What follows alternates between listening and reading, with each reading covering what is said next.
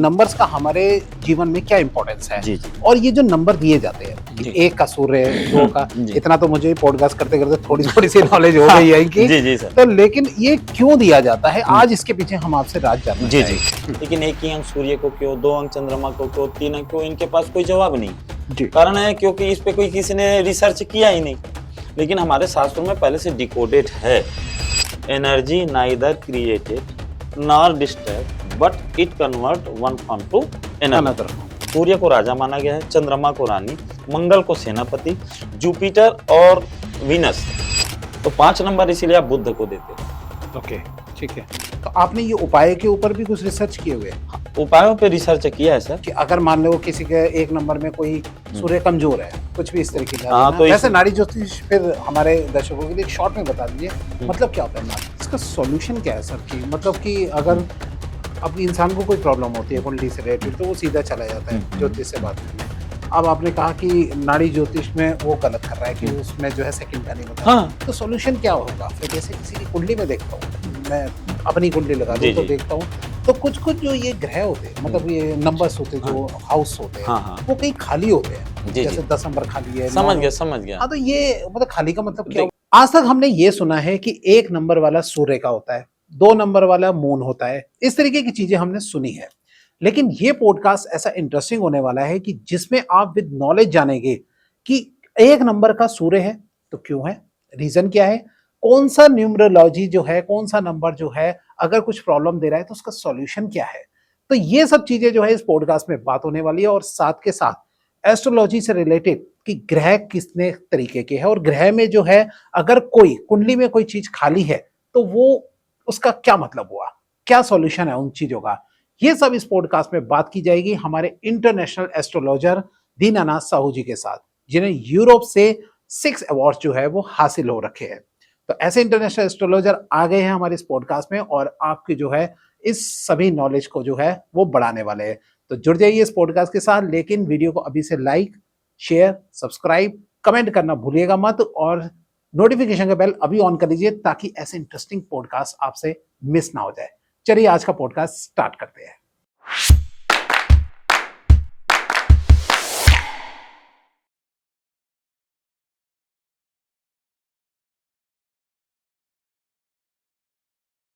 और एक बार आपका फिर से स्वागत है हमारे podcast channel the Vikas podcast show में।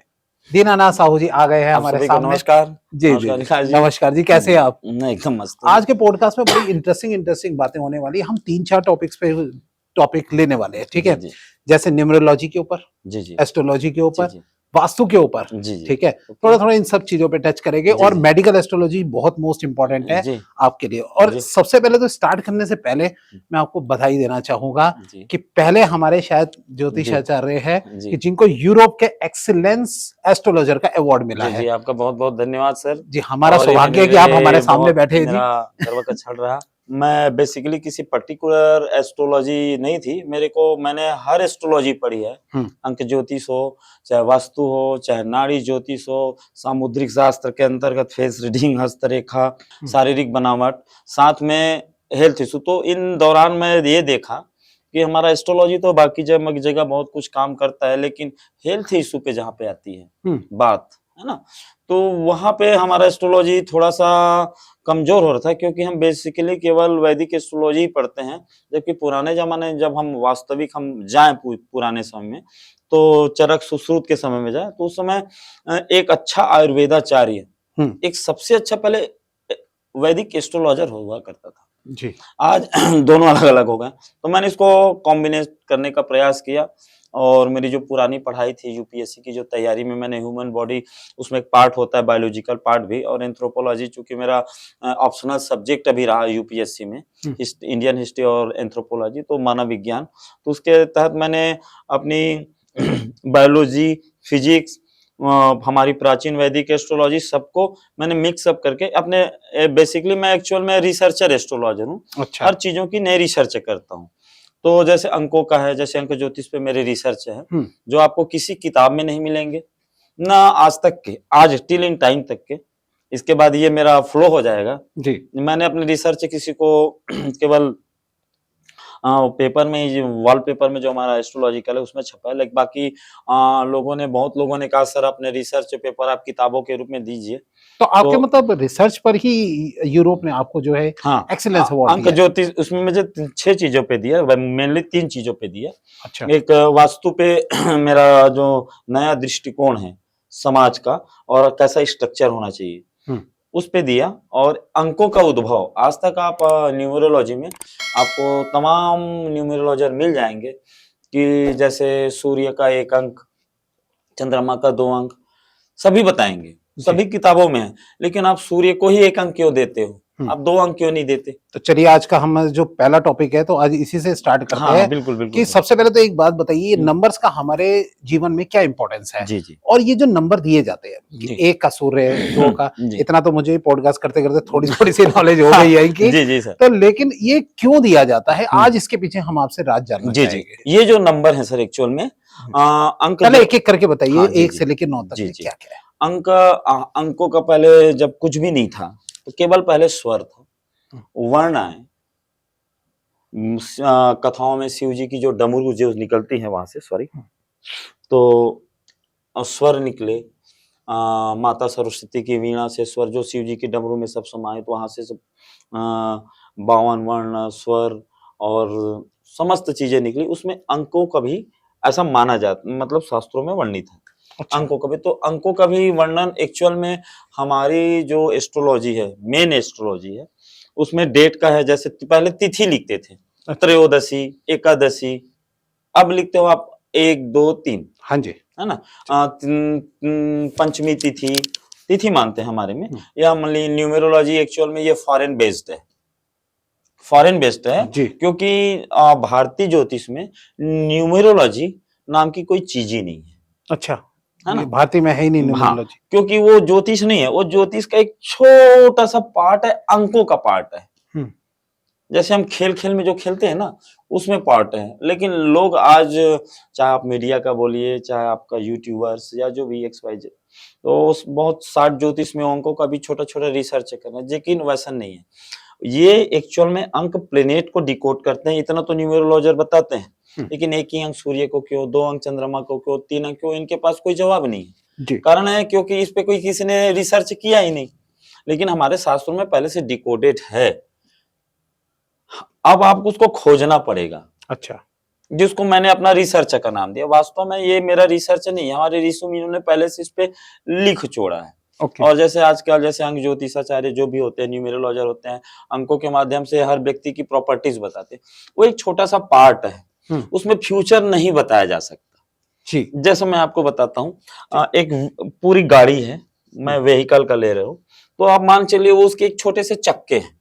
अब चक्के को देख के आप नहीं बता सकते कि ये अल्टो का चक्का है कि BMW का चक्का है। अब मान लो चलो हम BMW और ऑडी वाडी जो भी एक साइज के हैं, हाँ। अब टायर से आप उसको नहीं, ठीक उसी तरह केवल न्यूमेरोलॉजी से आप किसी व्यक्ति के भविष्य को नहीं बता सकते, उसकी प्रॉपर्टीज, छोटी छोटी प्रॉपर्टीज को बता सकते हैं। जैसे 1 अंक वाला है कोई, मैं ही हूँ 1 अंक वाला, मेरा 28 बॉर्न है, ओके, जुलाई अभी आएगा। सूर्य की प्रॉपर्टीज है बहुत, और इसमें हर व्यक्ति ज्योतिष है, मैं बहुत नॉर्मली चीजें पढ़ने की आवश्यकता नहीं। अब आप सूर्य 1 नंबर का है, अब देख लीजिए सूर्य कैसा है, अग्निकारक ग्रह है, उसमें तेज रहेगी, थोड़ी सी जला भी देता है तो थोड़ी सी उसमें एटीट्यूड रहेगी, सत्यता के प्रति वो झुकेगा नहीं, लोग उसको अहंकारी बोल सकते हैं।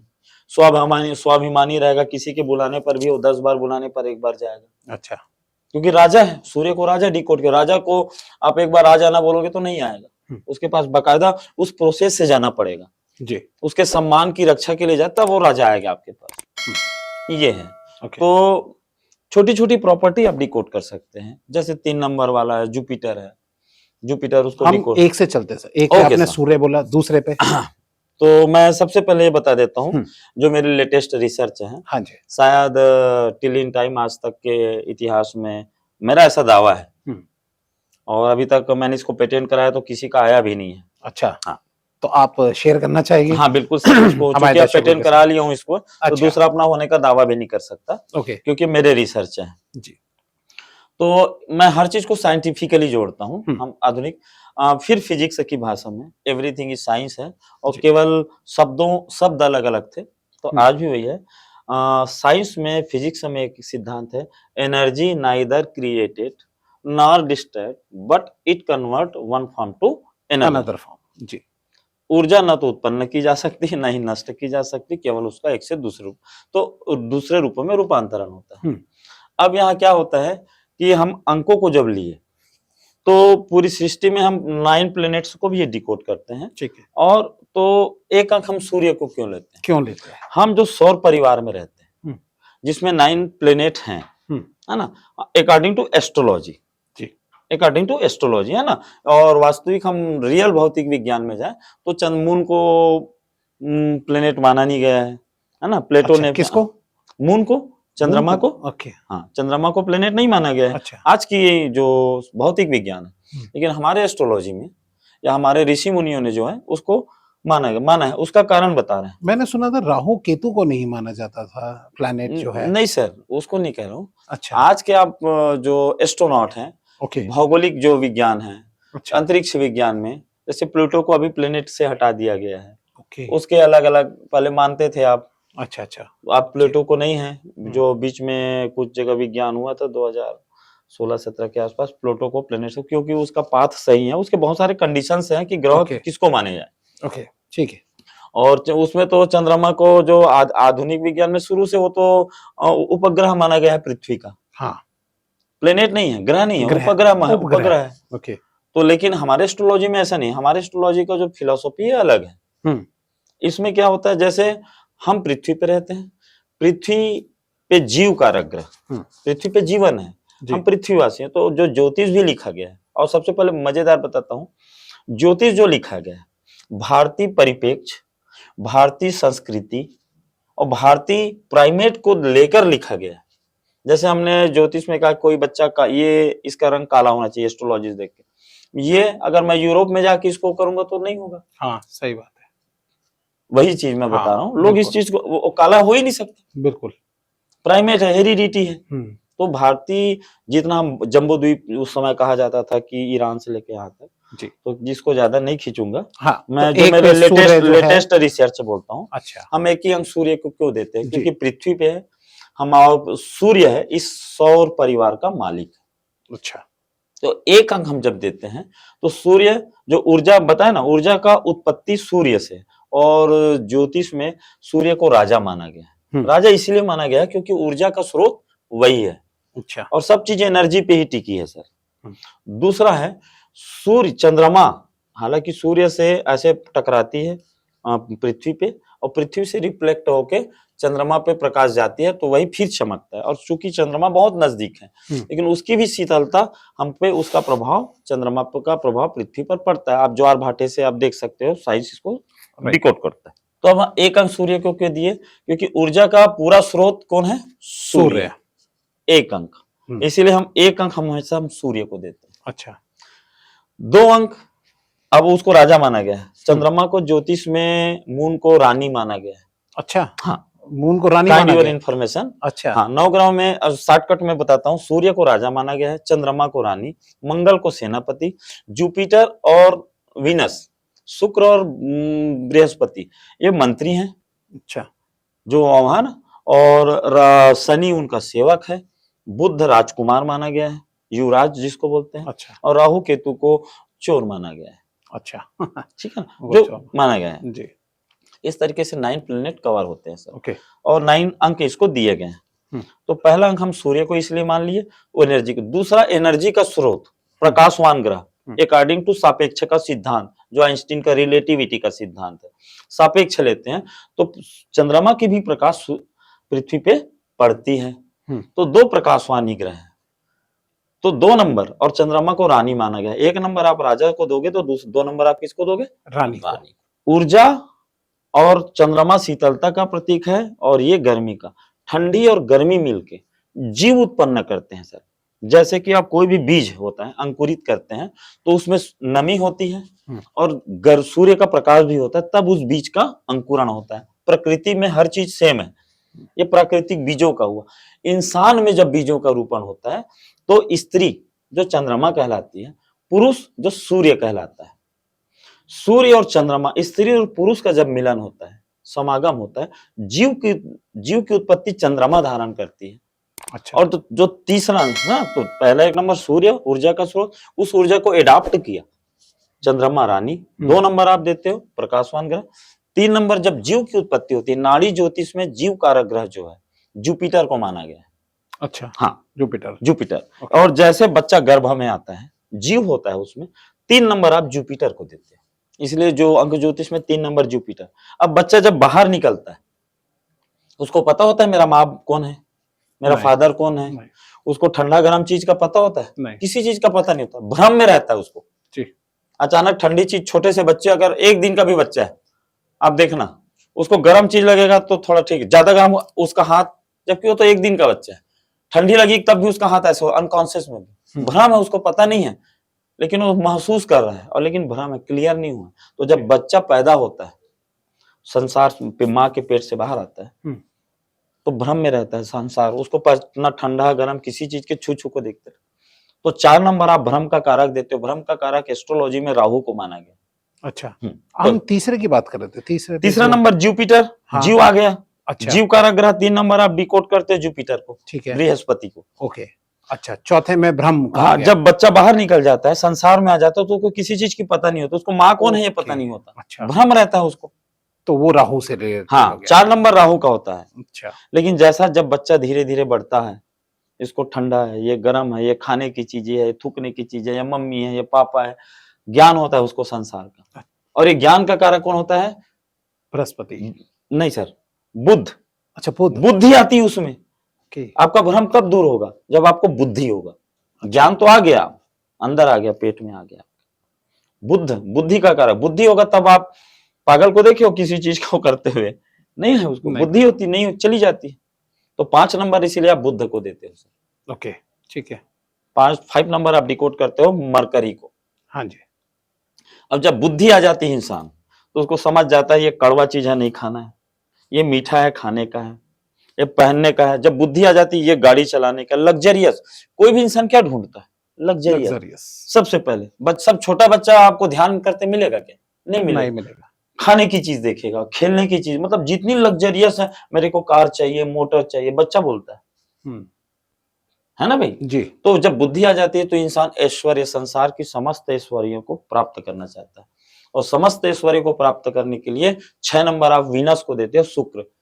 और शुक्र समस्त ऐश्वर्य सुखों का कारक है, भौतिक सुखों का। अच्छा, मैं इसी बीच में इसी से रिलेटेड एक चीज पूछना चाहूंगा। जैसे अगर उसको बुद्धि आ गई है, 5th नंबर में बुद्धि आ गई है, तो 6 की तरफ क्यों जाना चाह रहा होगा? क्योंकि मानवीय प्रवृत्ति है, हमारी इंसान की प्रवृत्ति है। भगवान ने माया, जो अकॉर्डिंग एस्ट्रोलॉजी शास्त्र का, कि कोई भी इंसान पैदा होते हुए जब उस चीज को जानेगा नहीं, हमारा हर इंसान की मन, हमारा बॉडी स्ट्रक्चर ही ऐसा हुआ है। जैसे भूख लगेगी, तो आप मेरे को हेल्दी खाना खाना करके चावल नहीं खाओगे बचपन में, इधर पानी पूरी रखा है या फिर कचौरी रखा है तो कचौरी क्यों खाओगे? ये हमारी प्रवृत्ति है। प्रवृत्ति इन द सेंस चंद्रमा, मन, हमारा मन चंद्रमा और पूरे 27 नक्षत्रों को भी भोगता है। अच्छा, और वो बहुत लग्जरियस ग्रह माना गया है चंद्रमा भी, रोमांटिक ग्रह, रोमांस का कारक चंद्रमा है। अच्छा, ओके। वीनस नहीं है, फिजिकल रिलेशन का कारक वीनस है। ओके, अच्छा। यहाँ ये वैदिक एस्ट्रोलॉजी में लोगों को बहुत ज्यादा कंफ्यूजन है, ये सब मेरी रिसर्च है। पागल आदमी को फिजिकल रिलेशन करते देखे आप? नहीं देखे। नहीं। क्यों? क्योंकि उसका मन यहाँ रोमांस है ही नहीं। आप प्लेनेट में चंद्रमा 27 नक्षत्र जो है चंद्रमा की पत्नियां मानी गई है, जिसमें रोहिणी उनकी पटरानी मानी गई। ओके, शास्त्रगत जो बातें हैं जी। तो मन में जब रोमांस होगा तब वो वीनस आता है, तब वो फिजिकल का कारक होता है वीनस। लेकिन रोमांस का उत्पन्नता का कारक होता है मन। ये बहुत बारीक चीजें हैं, लोग नहीं कर पाते हैं जी। लोग वीनस को ही बोलते हैं, वीनस नहीं है। वीनस तो active planet, thinking planet moon है।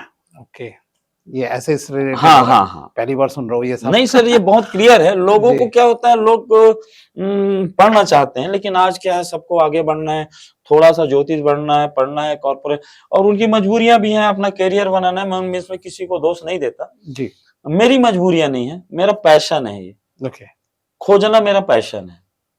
रिसर्च करने में आपको रिसर्च अच्छा लगता है। हाँ जी ये मेरा, मैं तो स्कूल, गवर्नमेंट स्कूल में प्रिंसिपल हूँ, आपको पता है। हाँ जी, बताया था हाँ, आपने मैं तो। मेरी वाइफ हम दोनों हैं, हम्म, तो उसमें नहीं, मेरा पैशन है। तो 6 नंबर, कोई भी इंसान पहले भोगना चाहता है हर चीज को, हमारी प्रवृत्ति है। जी तो वो इसमें फ्रायड का सिद्धांत भी है। आप आधुनिक इसको भी, एक मनोवैज्ञानिक हैं फ्रायड, फ्रांस के, तो उसको आज तक उसके फ्रायड का सिद्धांत सभी जगह चलता है। ओके मनोविज्ञान का सबसे बड़ा उनको जनक माना गया है फ्रायड को। तो अब 6 नंबर आप देते हो वीनस को, लग्जरियस। ठीक है, अब 7वें पे आते हैं। अब जैसे मैं, आप लग्जरियस है, भोग, हम्म, शुक्र को दे दिए। मैं आपको रोज मस्त बीएमडब्ल्यू में घुमाऊं, बीएमडब्ल्यू में घुमाऊं, 2 साल तक बीएमडब्ल्यू में बिठा के रखूं, आप बैठ पाओगे? बोर हो जाओगे, छोड़ो, मेरे को पैदल चलना है। हम्म, समझ आए? या मैं रोज, आपकी सबसे पसंदीदा डिश क्या है सर? मैं तो कुछ भी खा लूंगा, राजमा चावल वैसे अच्छा राजमा लगता है। चावल। मैं आपको 1 महीने तक रोज राजमा चावल सवेरे शाम दोपहर खिलाऊं। 1 महीना तो झेल लूंगा, 2 उसके महीने बाद नहीं झेल पाऊंगा। कहने का मतलब, जी, उस चीज मतलब से एक एक्सेस आपका हो एक जाता है। टाइम ऐसा आएगा जी, कि उन चीजों से आपका मन उब जाता उब है, जाता है। भोग से आप कट जाते हो। अरे बेकार है। 6 घंटा आपको, आपकी सबसे पसंदीदा मूवी एक साथ में आपको 6 बार दिखाऊं, हम्म, 3 से 6, या एक ही मूवी को मैं 100 बार दिखाऊं, नहीं तो बोर हो जाएगा। कट जाता है। कहने का मतलब होता है वहां से वो कट जाता है। जी और जो दुनिया में भोगों से जब मन कट जाता है, तो कटने का जो कारक होता है, 7 अंक जो होता है, आप केतु को देते हो। अच्छा, ड्रैगन टेल 7 अंक होता है। 7 अंक पूरे भोगों से आपका मुक्ति करवा देता है। उसके बाद 7 अंक केतु को दे देते हो आप, और थोड़ी सी आप फिर शांति की तलाश में घूमने लगते हो। अच्छा, शांति और चुपचाप कर्म करना चाहते हो अपना काम, उसके बाद ज्यादा आप इधर उधर नहीं जाते। तो शनि में आते हैं। 8 अंक कर्म का कारक शनि देते हैं। शनि को भगवान शिव का माना गया, सबसे योगी ग्रह माना गया है शनि को। सबसे योगी हाँ, ग्रह। महादेव का स्वरूप, शनि के वैदिक एस्ट्रोलॉजी में शनि के आराध्य देव महादेव, ओके, शिव माना गया है, इसीलिए तो न्यायाधीश माना जाता है शनि को। अच्छा अच्छा, हाँ, शनि को हाँ, एस्ट्रोलॉजी में न्यायाधीश, जज माना गया है, ओके, और हमेशा योग मुद्रा में। हाँ, जो जजमेंट कर रहा हाँ, है तो जजमेंट जाहिर कर है रहा कि है, सही उसकी कर्म नॉलेज करोगे ज्यादा तो ही हाँ होगी। हाँ, 8 अंक आप शनि को देते हैं। जी, ओके, कर्मशील, जब कर्मशील करते करते जाते हो, है ना भाई, और आपकी बॉडी में पूरी ब्लड एनर्जी चली रही है, फर्स्ट से स्टार्ट हुई है, दोनों से स्टार्ट होने के बाद जो जीव में अंदर में जो ब्लड चली रही है, और ब्लड जाके अंत में जब आप चले जाते हो, मनुष्य जब समाप्त हो जाता है, ब्लड आपका शांत हो जाता है, आपके ऑक्सीजन को लेने की ताकत नहीं रहती उसमें। जी, 9 नंबर, आप ब्लड का कारक होता है मंगल। अच्छा, आपकी बॉडी में जो ब्लड का कारक होता है, वैदिक एस्ट्रोलॉजी में होता है मंगल। वो ब्लड जब बहना आपका बंद हो जाता है, मनुष्य इस संसार को छोड़ के चला जाता है। आपका मिट्टी का शरीर, मिट्टी में जो आपके चंद्रमा और सूर्य के संयोग से आपके बॉडी में जो ऊर्जा आई थी, जो ब्लड के माध्यम से बह रही थी, आखिरी में वो मंगल समाप्त, मंगल के रूप में वो शांत हो जाता है। 9 नंबर आप मंगल को देते हो सर। तो सर इससे मुझे एक बात ध्यान आई है मेरे को एक चीज से कि 9 नंबर वाला जो मंगल वाला इंसान है उसको ये बोला जाता है कि वो बड़ा बहुत ही एग्रेसिव होता है और बहुत ज्यादा जो है वो एक्सरसाइज या फिर इस तरीके के स्पोर्ट्स वगैरह में जो है ज्यादा रहता है 9 नंबर वाला। जी जी जी। तो आपने इसको जो है शांत ग्रह कैसे बोला? शांत नहीं कहा है सर, अच्छा, ब्लड का शांत होना, क्योंकि आपकी तो एनर्जी स्टार्टिंग होती है, क्योंकि 2 अग्नि तत्व जो होता है, सूर्य होता है और मंगल होता है। अच्छा, आपके ब्लड में जैसे ऐसा छूता है डॉक्टर, ठंडा हो गया इसका शरीर, वहां पे वो सूर्य को डिकोड नहीं करता, वो मंगल के ब्लड को डिकोड करता है। तो आपकी ब्लड की जो गर्मी है, जो ब्लड का फ्लो है, वो हमेशा से ऊर्जा रहता है, और जितनी ज्यादा मंगल की, जिसका मंगल हार्ड रहेगा, उसमें ब्लड का फ्लो बहुत ज्यादा, अग्रेसिव ऊर्जा, ताकत, वो सब रहता है, क्योंकि ब्लड का फ्लो जितना अच्छा होगा आपको, उतना वो मंगल उसके ब्लड में जीवन भर चलते रहता है। और जब वो शांत होता है, तो मंगल चूंकि वो भी अग्नि कारक ग्रह, ऊर्जा का कारक ग्रह, तो शांत होता है, तो वहां से आपका पूरा ये पूरा शरीर जो सूर्य और चंद्रमा के संयोग से मिला था आपको, बीच में जो यात्रा की है, मंगल पे समाप्त हो जाती है। इसलिए मैं पहले कहा था, energy neither created not destroyed but it convert one form to another, और मंगल में आके वो बदल जाती है, मंगल छोड़ के चला जाता है, आपका शरीर फिर पुनः पंच तत्व, अग्नि तत्व, वायु तत्व, मिट्टी का होकर आपको शमशान में या आपको पंच तत्वों में विलीन कर देते हैं। इस तरीके से 9 अंक ग्रहों का 9 अंक उद्भव माना गया है। ये आपको किसी किताब में नहीं मिलेगी, शास्त्रों में मिलेगी, लेकिन उसको बहुत डिकोड करना पड़ेगा। ओके, आपने कहाँ से ये रिसर्च किया इतना जबरदस्त? नहीं सर, इसको आपको बहुत सारी किताबें पढ़ के पढ़ना ही पड़ेगी आपको। मैंने वेद, पिछले 27 सालों से मैं इसमें हूँ। वेद, अच्छा। पुराण, उपनिषद, वेदांत प्लस ज्योतिष के तमाम जो 24 प्रमाणिक ग्रंथ हैं, क्योंकि आजकल बहुत से और नए नए राइटर लोग लिखते हैं कि हम ज्योतिष लिखे, एक्चुअल में वो ज्योतिष नहीं है। मैं उस व्यक्ति को वो मानूंगा, राइटर मानूंगा, जिसने प्रमाणिक शास्त्र में एक भी श्लोक अपने तरफ से जोड़ा है। जैसे रामायण में, रामचरितमानस में हमारे जो रचयिता हैं महर्षि तुलसीदास जी हैं, लेकिन उसके व्याख्याकर्ता आज हजारों लोग हैं जिनको टीकाकार कहते हैं। अच्छा। लेकिन दुर्भाग्य है, मैं इस मंच से कहना चाहता हूँ, बहुत अच्छे अच्छे विद्वान ज्योतिषी हैं भारत में, लेकिन उन्होंने कहता है लेखक। अब लेखक कैसे हो गया? मेरा प्रश्न इस मंच से है। अच्छा। अब लेखक हो ही नहीं सकता। लेखक वही होगा जो 24 प्रमाणिक ग्रंथों में ज्योतिष के, चाहे लघु पराशरी भाग्य हो, वराहमिहिर का हो, और चाहे भृगु संहिता हो, पराशर हो, ये किसी भी किताब में आप एक भी बता दीजिए कि आपके एक भी श्लोक आपने वहां पे जोड़ा है। मैं राइटर तभी होऊंगा कि मैंने 2 श्लोक उसमें जोड़ दिए। आप राइटर होने के हो, आपने व्याख्या किया, यहां से कुछ आप संकलन करता हो, टीकाकार हो सकते हो, उस लोक को अपने विषय में ब्राट किए, व्याख्या कर। लेखक नहीं हो सकते। लेखक आप ये मानना चाह रहे हैं कि लेखक वो होगा जिसने अपने रिसर्च से कुछ नया और ऐड करेगा, श्लोक लिखा होगा, कोई और नया श्लोक। हमारे शास्त्रों में ऐसा लिए नहीं है सर, श्लोक से चला है, श्लोक में होगा, श्लोक किसी ने लिखा नहीं। ये सब बातें थी। तो पहली बार ये कॉन्सेप्ट मुझे समझने को मिला है। हाँ, इस पे आप रिसर्च पे और क्या कहना चाहेंगे? रिसर्च पे ये कहना चाहता हूँ कि अब अंक ज्योतिष को देख के इंसान भविष्य बताता है, वैसा नहीं है। इसमें आप प्रॉपर्टी बता सकते हो अंकों को देख के, कि इस अंक में जैसे आपका वर्ण क्या है सर? मेरा मतलब वर्ण डेट अच्छा 22 है, 2 + 2 4 है ना, तो आपका 4 नंबर बनता है। तो आप राहु को लेके, जो राहु की जो प्रॉपर्टीज है ना, लोगों के लिए रहस्यमय बने रहोगे, लोग जो समझ दिखते हो आप होने, जो हो आप दिखते नहीं, राहु का है ना, सदा भ्रम में रहने वाला है, जैसे छुपा हुआ है, उसकी ओरिजिनल प्रॉपर्टी छुपी होती है, कभी भी आप किसी चीज को भी पलट सकते हो, आप में इतनी ताकत है। ये हाँ, बहुत सारी चीजें हैं राहु की, है ना, कोई चीज मिलेगा थोड़ा सा स्ट्रगल ज्यादा करके मिलता है। तो आपने ये उपाय के ऊपर भी कुछ रिसर्च किए हुए? हाँ, उपायों पे रिसर्च किया है सर, कि अगर मान लो किसी के 1 नंबर में कोई सूर्य कमजोर है, कुछ भी इस तरीके का। मैं बता रहा हूँ सर, उपाय किसमें करेंगे हम? अंक ज्योतिष, नॉट ए एस्ट्रोलॉजी। अंक ज्योतिष का आप नाम जरूर देने से वो ज्योतिष नहीं होता है। वो एक अंकों का उद्भव, बहुत छोटा सा पार्ट, एक गाड़ी का छोटा सा चक्का है। अगर मैं ज्योतिष को एक गाड़ी मानूं, वाहन, व्हीकल मानूं, तो उसका एक छोटा सा चक्का है मान लो, या पेट्रोल भरने का वो मान लो, या चेसिस मान लो, छोटा सा चीज। अच्छा। आप तभी किसी व्यक्ति के बारे में पूरी प्रेडिक्ट कर पाएंगे जब तक आप वैदिक एस्ट्रोलॉजी पूरी की पूरी ना पढ़ें, और उस वैदिक एस्ट्रोलॉजी को जब तक आप नहीं जानेंगे, क्योंकि आप 2 अंक मैं आपको बोलूंगा कितना भी उपाय कराऊं, आपकी दशा मान लो राहु नीच का है, 8th हाउस में बैठा है, आपको बोलूंगा मैं बड़ा हूँ, 18 साल की राहु की महादशा लगती है, उसमें इंसान बच गया तो बहुत बड़ी बात है। अगर लगन वगन 9 मास लगन में और 10 मास में अगर कम, ठीक है, त्रिशांश सटियांश कुंडली से एक व्यक्ति की 16 कुंडली बनती है वैदिक में। अच्छा। हाँ, वैदिक इंसाइक्लोपीडिया ऑफ एस्ट्रोलॉजी है वैदिक, इसलिए उससे भी बड़ा था नाड़ी ज्योतिष। मैं भी आऊंगा इसमें छोटा सा, वो नहीं है, उसके फार्मूलास ताड़ पत्रों पे थे, नष्ट हो गए हैं। वो भृगु नाड़ी, नंदी नाड़ी, पराशर नाड़ी, सभी नाड़ियां थी। लेकिन उसका लोग आज भी उसमें भी बड़ा बवाल है, आपको बताएं। लोग नाड़ी ज्योतिष के नाम पे सब ठग रहे हैं, जबकि नाड़ी ज्योतिष के डॉक्टर DB रामन साहब जो थे आईकास के, 40 साल उन्होंने रिसर्च की। एस्ट्रोसेज की जो ऐप चलती है आईकास, बहुत बड़े विद्वान हैं, थे। उनसे बड़ा विद्वान मुझे आज तक तो दिखा नहीं आज के समकालीन में, ज्योतिष रिसर्च जिनको प्रॉपर हम रिसर्च किया किसने।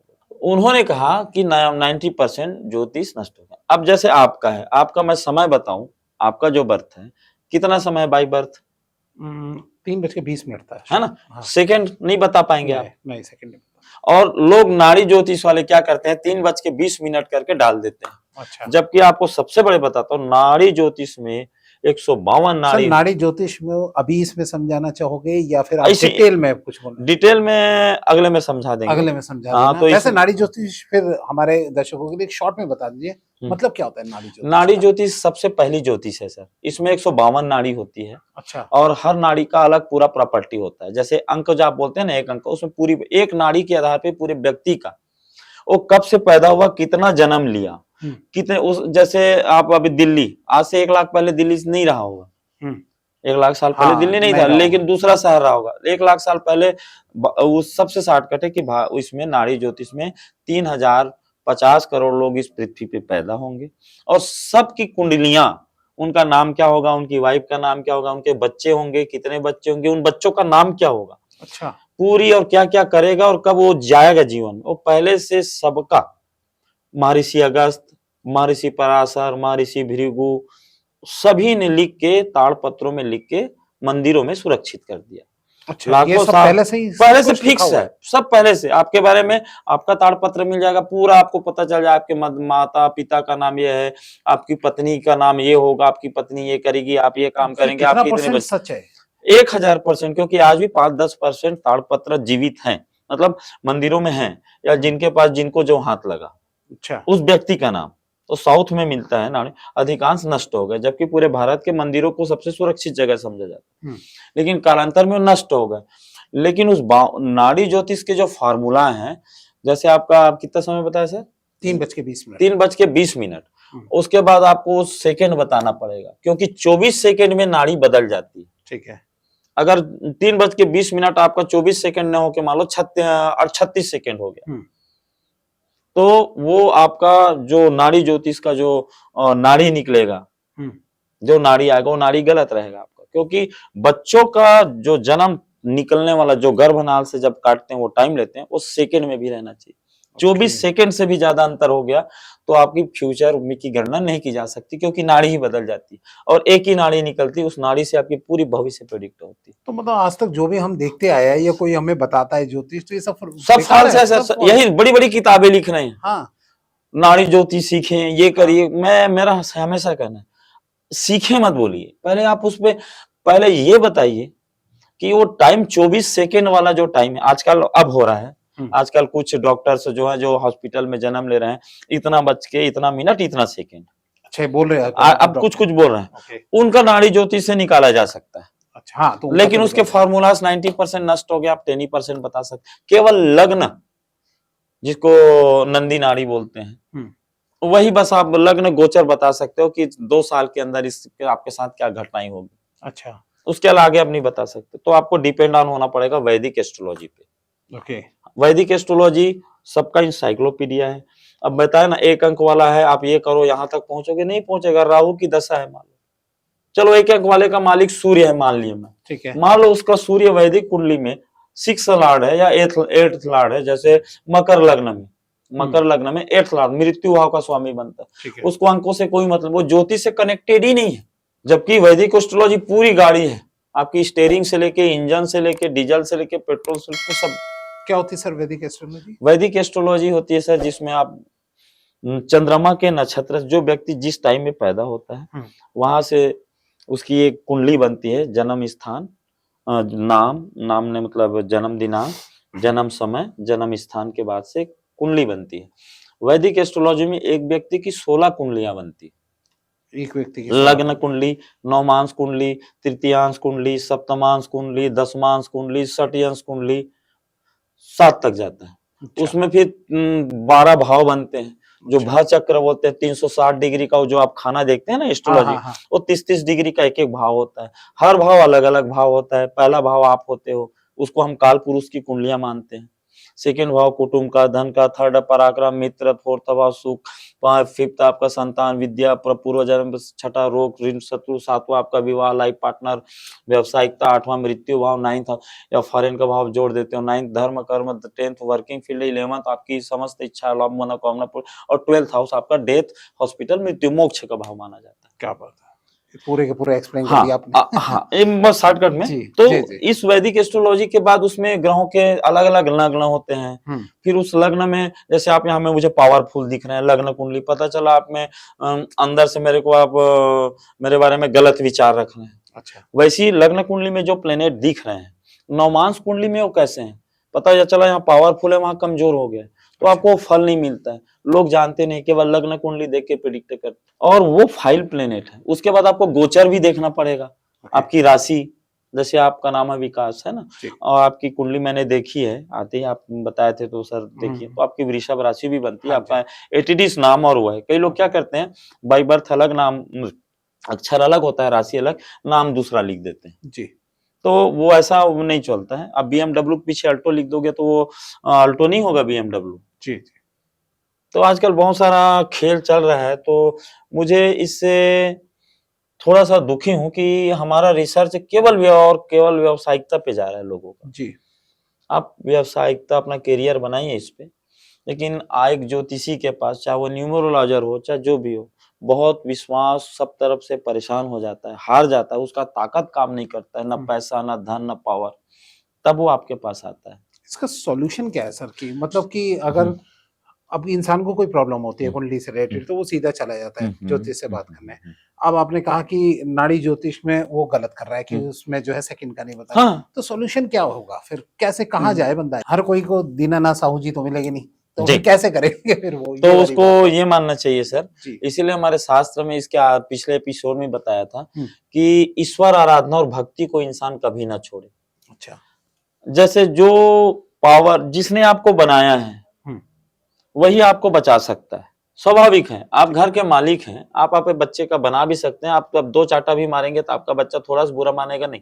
मैं 2 चाटा मारूंगा तो हो सकता है आप लड़ने के लिए आ जाए। कहने का मतलब जो जिसको बनाया है, तो हम सुपर परम पिता के पास ही हम आराध्य में चलते रहें और उनके अपने प्रारब्ध का भोग सुख हो। इससे आपका खराब समय उनकी आराधना में कब बीत जाएगा पता नहीं चलेगा, और कष्ट आपको होंगे भी, लेकिन आपको उतना महसूस नहीं होगा, क्योंकि आपको उस साउंड एनर्जी, शुभ एनर्जी आपको मिलना शुरू हो जाती है, क्यों आप कनेक्ट हो जाते हैं। ओके, ये बात। तो मतलब सारे ग्रह का जो अगर कोई प्रॉब्लम है तो सॉल्यूशन सिर्फ एक है कि भगवान को सौंप दो, भगवान को सौंप दो, उनको पूजा करो, उनकी आराधना करो, और कुछ प्रक्रियाएं हैं जो अच्छा। साइंटिफिकली हैं, उसमें शास्त्रों में वर्णित हैं, भोजन से, डाइट से, रत्नों से, मंत्रों से, वेद पाठ। लेकिन आप तब कर पाते हैं जब उस कुंडली में आपका 9th हाउस एक्टिव हो, हाँ, और आपके प्रारब्ध अच्छे कर्म हो। नहीं तो जैसे कुछ लोग मेरे पास आते हैं, मैं बताता हूँ लेकिन सॉल्यूशन नहीं कर पाते हैं, वो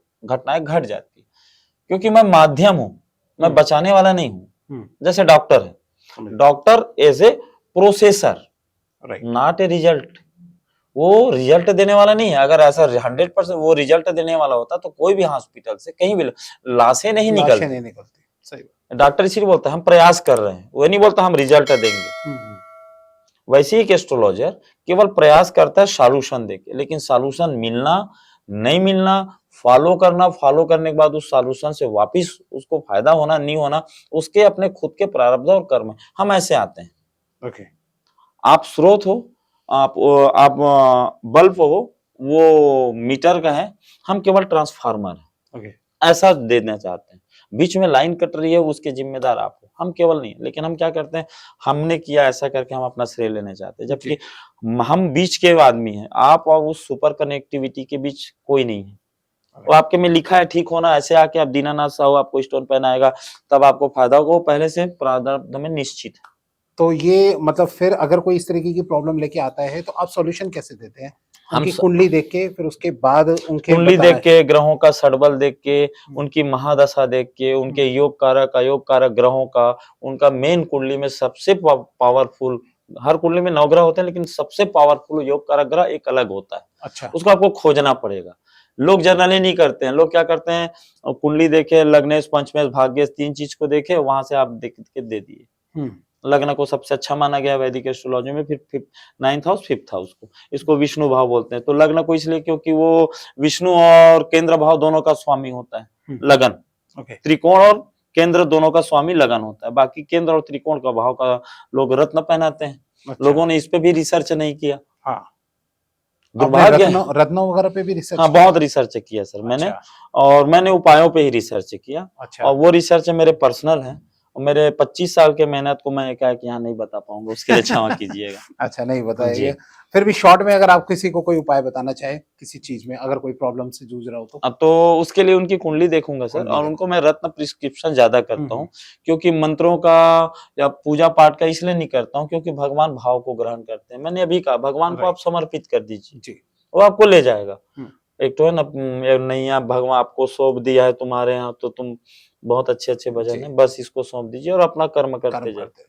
अच्छा मैं एक बात और पूछना चाहूंगा कि जैसे किसी की कुंडली में देखता हूँ, मैं अपनी कुंडली लगा लूं जी तो जी। देखता हूँ, तो कुछ कुछ जो ये ग्रह होते हैं, मतलब ये नंबर्स होते हैं, हाँ जो हाउस होते हैं, हाँ हाँ। वो कहीं खाली होते हैं। जी जी, जैसे 10 नंबर खाली है, 9 समझ गया नंबर। समझ गया। हाँ तो ये मतलब खाली का मतलब क्या हुआ देखिए इसमें, और खाली किसी का, में तो दो दो तीन तीन ग्रह हाँ, होते हैं, तो ये क्या देखिए है जब इसका आप मतलब। पैदा होते हैं ना सर, हाँ तो उस समय का गोचर प्लेनेट ट्रांजिट चलते रहता है। जैसे अच्छा आप पैदा होते हैं नाल कटती है, जो टाइम डिसाइड होता है, हम्म, उस पे कुंडलियां निकलती हैं।